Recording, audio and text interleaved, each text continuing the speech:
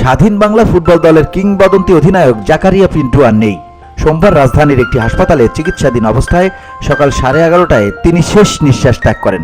তার মৃত্যুর খবর নিশ্চিত করেছেন তার ছেলের স্ত্রী এবং স্বাধীন বাংলা ফুটবল দলের সহ অধিনায়ক প্রতাপ শঙ্কর হাজরা। 81 বছর বয়সী জাকারিয়া পিন্টু বার্ধক্যজনিত অসুস্থতা ও নানা শারীরিক জটিলতায় ভুগছিলেন।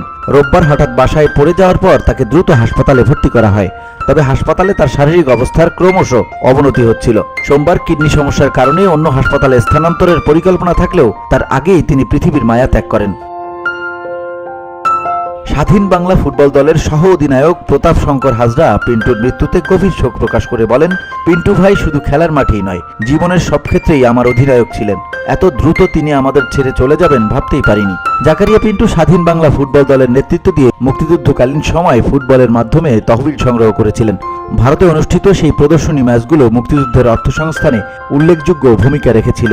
এটি বিশ্ব ক্রীড়ার ইতিহাসে বিরল এক দৃষ্টান্ত। পিন্টুর নেতৃত্বে বাংলাদেশের জাতীয় ফুটবল দল প্রথম আন্তর্জাতিক মঞ্চে আত্মপ্রকাশ করে 1973 সালে মালয়েশিয়ার মারদেকা কাপে।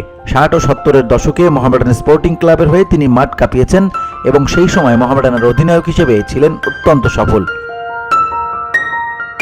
পাকিস্তান দলে খেলার মধ্য দিয়ে বৈষম্যের বিরুদ্ধে লড়াই করে নিজেকে প্রমাণ করেছিলেন।